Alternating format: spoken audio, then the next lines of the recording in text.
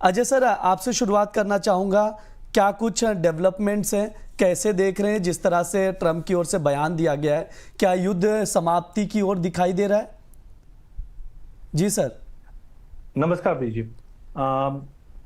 देखिए, आज हम करीबन 9 दिन हो चुके, 10 दिन हो चुके हैं मार्केट में। लेकिन खास करके अगर रणनीति की बात करें तो सबसे पहले आपको कोई भी न्यूज़ देखने इससे पहले 2 बार आपको वेरीफाई करना है, चाहे वो कच्चे तेल के लिए हो, चाहे सोने चांदी के लिए। उदाहरण के तौर पे हम देखते हैं, न्यूयॉर्क टाइम की एक रिपोर्ट आती है जो बताता है कि सीज फायर की बातें होगी, बट हमने देखा वो खारिज हो जाती है। डोनाल्ड ट्रंप कहते हैं कि अब युद्ध खत्म होने वाला है, बट हम देखते हैं ईरान, उसी बीच हमने 2-4 और नए एक्शन प्लान बनते हुए देखते हैं। वहीं हमने देखा एनर्जी सेक्रेटरी का एक अपडेट आता है कि स्ट्रेट ऑफ हॉर्मुज से अब जो भी ऑयल टैंकर्स निकलेंगे उसको यूएस नेवी एस्कॉर्ट करेगी, बट अल्टीमेटली बाद में व्हाइट हाउस उसको क्लियरिटी देता है कि नहीं, ऐसा कुछ हुआ नहीं है। तो ऐसे टाइम पे कोई भी चीज अगर हम एक्शन प्लान बनाते हैं, चाहे कच्चे तेल में बनाए चाहे सोनी चांदी में बनाए, तो वो आपको इंपॉर्टेंट न्यूज देखिए। बिकॉज आप ये देखिए, $120 का कच्चा तेल सीधा 90 के नीचे आ जाता है। और आज जब हमें समझ में आता है कि भाई ठीक है, यहाँ पे चीजें उतनी ज्यादा सॉर्ट आउट नहीं हुई जितनी समझ में आ रही, वापस प्राइसेस 90 की तरफ जाता है। तो I think volatility continue maintain रहेगी, चाहे सोना हो चांदी हो, अनलेस एंड अनटिल क्लैरिटी के साथ अपडेट नहीं आते। जी बिल्कुल, ये राय है। बातचीत आगे बढ़ाएंगे। अमित सर, आप कैसे देख रहे हैं? अजय सर ने बिल्कुल सही कहा, क्योंकि आजकल जो न्यूज आती है उसका ऑथेंटिकेशन ऐसा कुछ नहीं है। क्योंकि सोशल मीडिया पे देखा जाए तो कोई भी न्यूज फ्लैश कर सकता है, लेकिन अगले ही पल वो पता चलता है कि ये न्यूज फेक थी। तो अभी मोमेंटम जो है काफी बड़ा है। तो पहले तो न्यूज का कंफर्मेशन करना, और साथ ही साथ जो सबसे ज्यादा इंपॉर्टेंट है रिस्क मैनेजमेंट। क्योंकि आजकल के टाइम में मूवमेंट इतना बड़ा है क्रूड ऑयल में ही, जैसा कि एग्जांपल देखा कल जो है 10,000 पॉइंट का जो है फॉल क्रूड ऑयल में देखा। परसों के देखा जाए तो 10,500 के आसपास का हाई बनाया था, और वहां से 9,000 के नीचे भी क्रूड गया। तो मोमेंटम इन दिनों काफी बड़ा है। युद्ध की खबरें तो ये चलती रहेंगी। तो ट्रेडर्स को सबसे पहले जो मेन फोकस करने वाली चीज है वो अपनी रिस्क है को ध्यान में रखना है। क्योंकि मोमेंटम तो ये हमेशा बना रहेगा, मार्केट हमेशा बना रहेगा, लेकिन सबसे पहले प्रायोरिटी रहेगी रिस्क मैनेजमेंट की। ठीक है, ये सर की राय निकल कर आ रही है, रिस्क मैनेजमेंट बहुत ज़रूरी है। बातचीत करें उसके पहले सर, ईटीएफ के कुछ डेटाज आए हैं, उस पर नज़र डाल लेते हैं। अजय सर, आपसे शुरुआत करूंगा। अगर हम लोग देखें गोल्ड सिल्वर ईटीएफ की बात की जाए तो फरवरी में गोल्ड ईटीएफ इनफ्लो में बड़ी गिरावट देखने को मिली है। इनफ्लो 78% घटा है। फरवरी का आंकड़ा कहता है कि गोल्ड ईटीएफ इनफ्लो जो है 5255 करोड़ रुपए का रहा है। और जनवरी में देखा जाए तो 24,039 करोड़ के मुकाबले देखा जाए तो 78% डाउन है। अगर सिल्वर ईटीएफ की बात की जाए तो आउटफ्लो देखने को मिला है सर सिल्वर ईटीएफ में 826 करोड़ रुपए का। सर, इन आंकड़ों को कैसे देख रहे हैं? क्या गोल्ड सिल्वर इन्वेस्टर्स जो हैं ईटीएफ में पैसा लगाने से डर रहे हैं, या फिर निवेशक इंतजार कर रहे हैं कि प्राइजेस डिप में आए तब बाय करें?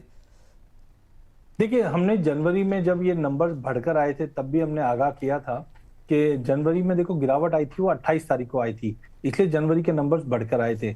अभी जो एफए ने रिपोर्ट किया है कि 78% मंथ ऑन मंथ में ड्रॉप आया है, तो ये नंबर्स पे आप इतना मत जाइए, क्योंकि जनवरी में जो 24,000 करोड़ का मासिव जो जंप आया था उसके बाद ड्रॉप आया, क्योंकि अब नॉर्मल लेवल पे आना चालू हो चुका है। सेकेंडली, आप देखिए कि रिटर्न्स के लिए हम ईटीएफ में पैसा डालते हैं, और पिछले 1-1.5 साल में हमने जबरदस्त मूवमेंट आते हुए देखा। और जो जनवरी एंड की जो गिरावट थी उससे सेंटीमेंट काफी खराब होता हुआ दिखाई दिया, इसके लिए हमने ये ड्रॉप आते हुए देखा। बट दैट डजंट मीन्स कि अब सोने चांदी क्रैश कर जाएंगे, खत्म हो जाएंगे, बिकॉज अब लोगों ने समझ लिया है कि सोना चांदी हमारे पोर्टफोलियो में होना चाहिए।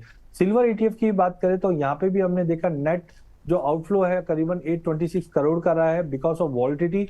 और जो जनवरी में हमने फॉल, जनवरी एंड में जो फॉल देखा करीबन 44% का, उसी के चलते हमने देखा ये आउटफ्लो कंटिन्यू बना है, क्योंकि लोगों को अब लगने लग गया है कि भाव ज्यादा बढ़ चुका है, यहाँ पे प्रॉफिट बुकिंग करे। बट अभी मेरा भी मानना है कि टेम्पररी अगर ये फॉल बैक आता भी है, आप अपनी एसआईपी कंटिन्यू रखिए, बिकॉज लंबे समय में आप देखोगे सोना चांदी अभी भी चलेगा। क्योंकि वॉर जैसी सिचुएशन के बाद रिसेशन फियर, स्लो डाउन जब आता है तो लोगों का रुझान सोने चांदी पे कंटिन्यू बनता है। वजह से अजय सर, एक चीज़ ये भी बताइएगा कि जिस तरह से यूएस ईरान का कॉन्फ्लिक्ट है, युद्ध चल रहा है, इसको अमेरिकन कैसे देख रहे हैं? देखिए जिस ढंग से ये जो कॉन्फ्लिक्ट चल रहा है, मैं एक बार लास्ट आपका वो वॉइस मिस आउट हो गया। सर मैं बोल रहा था ये जो अटैक हुआ है तो अमेरिकन क्या सोचते हैं इसको लेकर? इसके ऊपर एक अच्छी पोलिंग हुई थी रॉयटर्स के द्वारा, और वही एक्सट्रैक्ट मैंने आपके साथ शेयर भी किया है कि अमेरिकन अभी भी, देखिए एक चीज तो है, डोनाल्ड ट्रंप की जो पॉलिसीज है उसको देखकर अनसर्टेनिटी बनी हुई है देश के बाहर भी, विद इन देश भी, क्योंकि वहां पे एक पोलिंग हुई गई थी जहां पे बताया गया, do you approve the US military action against Iran. तो यहाँ पे ओवरऑल 43% ने ना कहा है, रिपब्लिकन ने बोला है यस 66, लेकिन डेमोक्रेट उसके अगेंस्ट है जो 76 बता रहे। साथ में हम देख रहे हैं कि यूएस डायरेक्टली क्या बोल रहा है कि हम इन्वॉल्व नहीं कर रहे हैं, लेकिन हम जानते हैं कि यूएस और इजराइल दोनों मिलकर ये काम कर रहे हैं। तो पब्लिक का मानना है कि 60% यस यूएस इन्वॉल्वमेंट है ईरान में, और ये क्विकली एंड नहीं होगा। मोटा मोटी आप देखेंगे विल एंड क्विकली, तो यहाँ पे जवाब बहुत जन का है यस, लेकिन जिस ढंग से ओवरऑल डेमोक्रेट्स का मानना है और लग भी रहा है, तो इससे एक आइडिया लग जाता है मार्केट में जो ये इवेंट बना है ये लंबा चलेगा, रशिया यूक्रेन के जैसा, या हम बोल सकते हैं वेनेजुला जैसा इमीडिएटली खराब हो जाएगा। तो 10 दिन तो हो चुके हैं, मुझे लगता है लंबा भी चलना चाहिए, और विद इन यूएस भी हम देखेंगे थोड़ा सा एक जो कॉन्फिडेंस है होना चाहिए डोनाल्ड ट्रंप पे, उतना नहीं दिखाई दे रहा है। ठीक है, ये सर की राय। अमित सर आपके पास चलते गोल्ड पर लेवल्स समझेंगे ट्रेडर्स के लिहाज से। अभी 1.62 का भाव चल रहा है सर, कैसे देखते हैं ट्रेडर्स को लिए क्या कुछ लेवल्स इंपॉर्टेंट है?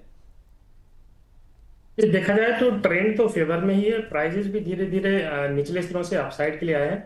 तो रिस्क को ध्यान में रखते हुए मैंने मिनी लॉट का ट्रेड बनाया है गोल्ड की। अगर हम पहले बात कर लें तो गोल्ड मिनी अप्रैल वायदा लेके काम करना है, गिरावट पे खरीदारी करनी है 1,60,500 रुपए पे।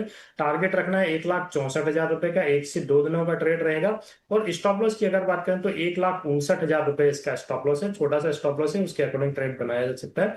ऑप्शन के ट्रेडर गोल्ड मिनी का ऑप्शन 1,62,000 का कॉल ऑप्शन देखा जाए तो 26 मार्च इसकी एक्सपायरी है। 3800 3,800 के करीब इसमें खरीदारी करनी है। टारगेट जो इसका रखना है वो है 5,400 रुपए का, और इसका जो स्टॉप लॉस है वो 2,900 रुपए का रहेगा। जी जी, यहाँ पर गोल्ड के ट्रेडिंग कॉल स्क्रीन पर शो किए जा रहे हैं, ऑप्शंस एंड फ्यूचर्स के जरिए पोजीशन बना सकते हैं। एक बार मैं वापस से दोहरा दे रहा हूँ, आप लोग नोट डाउन करके चलिए। गोल्ड मिनी 1,62,000 का कॉल ऑप्शन आप खरीदारी करके चल सकते हैं। 3,800 पर 5,400 तक के टारगेट के लिए 2,900 का स्टॉप लॉस लगाएं। अगर फ्यूचर में पोजीशन बनाना चाहते हैं तो 1,60,500, अभी 1,62,600 का भाव चल रहा है, यानी तकरीबन 2,000 रुपये की गिरावट पर डिप में बाय करें। 1,64,000 तक के टारगेट के लिए 1,59,000 का स्टॉप लॉस लगाएं। ध्यान रहे जीसीएल ब्रोकिंग की वजह से टॉप पिक दिया जा रहा है, तो उसके अकॉर्डिंग आप लोग देखिए। अजय सर, गोल्ड के क्या कुछ इंपॉर्टेंट लेवल्स हैं इन्वेस्टर्स के लिहाज से और ट्रेडर्स के लिहाज से, वो थोड़ा बताइए सर। देखिए भाई, मुझे लगता है कि फ्यूचर में मैं अवॉइड करूंगा, बिकॉज अगर सपोज करो मैं आज तेजी का व्यू भी लेके चलता हूँ, लेट से मैं 1,62 में लेके 1,60 का स्टॉप लॉस लगाता हूँ, तो 2,000 रुपये छोटी चीज नहीं, बहुत बड़ी चीज है, क्योंकि मार्जिन भी बढ़े हुए हैं। सेकेंडली, इनकेस अगर व्यू गलत गया तो 2 लाख रुपए का स्टॉप लॉस बहुत बड़ा है, जो आपके कैपिटल को वाइप आउट कर सकता है। तो सोने चांदी में टाइमिंग फ्यूचर पे अवॉइड कीजिए, ऑप्शन के जरिए आप ऐड कीजिए। मुझे लगता है जब तक प्राइजेस 1,60,000 के ऊपर मेंटेन है, ऊपर में 1,65,000 का रेंज रहेगा। यहाँ पे आप 1,63,000 का कॉल लीजिए 3800 में, 3300 का स्टॉप लॉस लगाइए, 4500 का टारगेट रहेगा। वहीं अगर चांदी की अगर बात करें तो चांदी में भी 2,80,000 का कॉल लेके चलिए, काफी ओटीएम है तो सस्ता भी मिल जाएगा। 13,500 के ऊपर लेना है, 9,500 के स्टॉप लॉस से 18,500 का टारगेट रहेगा। जी, ट्रेडिंग कॉल स्क्रीन पर है, मैं एक बार वापस से दोहरा दे रहा हूँ। सिल्वर देख सकते हैं मिनी में खरीदारी की सलाह दी जा रही है अजय सर की ओर से। 2,80,000 का कॉल ऑप्शन 13,500 पर लॉन्ग करके चल सकते हैं।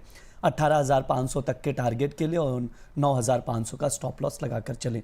इसके अलावा अगर गोल्ड की बात की जाए तो गोल्ड में भी ऑप्शन के जरिए ही ट्रेड बनाने की सलाह दी जा रही है अजय सर की ओर से। 1,63,000 का कॉल ऑप्शन 3,800 में लॉन्ग करें, 4,500 तक के टारगेट के लिए, और 3,300 का स्टॉप लॉस आप लोग ज़रूर लगाएं। ये सर का सजेशन। वैसे अजय सर, इन्वेस्टर्स के लिए क्या कुछ लेवल्स इंपॉर्टेंट है कॉमेक्स और एमसीएक्स के गोल्ड सिल्वर में? क्या अभी इन्वेस्ट करना ठीक रहेगा या क्या स्ट्रैटेजी बनाई जाए? देखिए, मुझे लगता है $5,000 बहुत ही इंपॉर्टेंट फिगर है। जब तक ये 5,000 के ऊपर नहीं जाता है, मुझे लगता है प्राइजेस कहीं ना कहीं एक रेंज में रहेगा जो 5400 का लेवल हायर साइड पे और 5000 का लेवल नीचे में ये इंटरनेशनल में रहेगा। वहीं डोमेस्टिक मार्केट की भी अगर हम बात करते हैं तो प्राइजेस 1,57,500 का सपोर्ट रहेगा, 1,66,000 का रेजिस्टेंट रहेगा। ये सिमिलर रुपए में थोड़ी मजबूती लौटी जिसकी वजह से हम देख रहे हैं कि थोड़ा दबाव बनाए क्योंकि आरबीआई कंटिन्यू लिक्विडिटी देने की कोशिश कर रही है। वहीं अगर चांदी की अगर बात करें तो गोल्ड सिल्वर रेशियो में जो गिरावट है वो चांदी को थोड़ा सपोर्ट देता है, बट आज हमने गोल्ड सिल्वर रेशियो में अगर हम देखें थोड़ा उछाल दिखाई दे रहा है। तो मुझे लगता है कि ऊपर में ओवरऑल बड़ा रेंज अगर मैं देखूं तो $95 का बहुत ही अच्छा रेजिस्टेंट है और $76 का सपोर्ट है।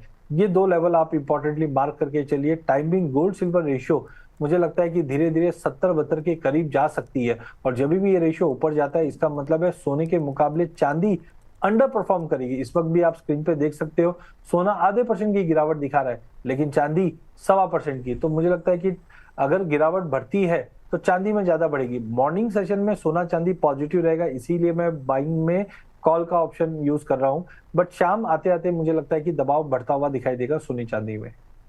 जी, ये राय है इन्वेस्टर्स के लिहाज से जो सर ने व्यू दिया है उसके अकॉर्डिंग आप लोग देखकर चल सकते हैं। Amit sir, US dollar index पर क्या व्यू रहेगा आपका? डॉलर इंडेक्स देखा जाए ब्रिजी तो काफी समय से एक छोटे दायरे में कारोबार कर रहा है। अगर अभी हम करंट में भाव इसका देखें तो 98.70 के आसपास इसका कारोबार होता हुआ नजर आ रहा है। ऊपर में 100 इसके लिए एक अच्छा रेजिस्टेंस का काम करेगा, 100 से लेके 100.50, और नीचे में अगर देखा जाए तो इसका जो सपोर्ट रहेगा वो 97 के आसपास रहेगा। तो 100.50 से लेके 97 ये रेंज रहेगी अभी हाल फिलहाल एक वीक के आसपास की। ठीक है, ये सर की राय है, उसके अकॉर्डिंग आप लोग देखकर चल सकते हैं। अजय सर, एक चीज़ बताइएगा, यहाँ पर ETFs को लेकर बहुत सारे सवाल आ रहे हैं। क्या अभी भी इन्वेस्टमेंट करके चला जा सकता है, मतलब सिप ही किया जाए या यहाँ से कोई बड़ा मूव भी दिखाई देगा उसके अकॉर्डिंग स्ट्रैटेजी बनाए? देखिए फ्रैंकली मैं कोई ज्यादा बड़ी तेजी में टाइमिंग नहीं हूँ। हालांकि जियोपॉलिटिकल टेंशन अभी भी चल रहा है, बट मुझे लगता है कि प्राइजेस बहुत ही ज्यादा एग्रेसिवली बढ़ चुके हैं और जिस ढंग से हमने देखा भी है कि लड़ाई के चलते इक्विटी में जो सेल ऑफ आया है और उसी की वजह से लोगों ने प्रॉफिट बुक करना भी स्टार्ट किया है। मैं ये नहीं बोलता हूँ आप यहाँ पे शॉर्ट करके बैठ जाइए, आप अपनी SIP कंटिन्यू रखिए क्योंकि सोने में जो बड़ी तेजी आई हुई है, चांदी में जो तेजी आई हुई है, अब उसको एडजस्ट करने का टाइम आ चुका है, मतलब टाइम करेक्शन में आना चालू हो चुका है। तो मुझे लगता है कि overall I will be more comfort कि अगर चांदी 2,10,000 के करीब मिलती है वहां पे एक मुझे फेस अच्छा लगता है लेने के लिए, लेकिन इसको टाइम करेक्शन में है। तो ये साल मैंने पहले भी कहा था कि सोना चांदी आपको पॉजिटिव रिटर्न नहीं दे सकता। वहीं सोने की अगर बात करें तो मुझे लगता है 1,10,000 से 1,15,000 का लेवल एक सेफ लेवल रहेगा जहाँ पे बिल्कुल मैं लॉन्ग टर्म लेने के लिए तैयारी में रहूंगा। बट करंट लेवल से वेट कीजिए, हाँ हो सकता है 2 लाख 2,10,000 नहीं आए, 2,25,000 रुपए की गिरावट हो, बट करंट लेवल से नहीं। आप उसको महीना 2 महीना वेट कर सकते हैं, SIP द्वारा एंटर कीजिए, बट दोनों ही काउंटर में मुझे लगता है थोड़ा सा टाइम करेक्शन में आने दीजिए, फिर देख के आप लीजिए सोने चांदी पे। बहुत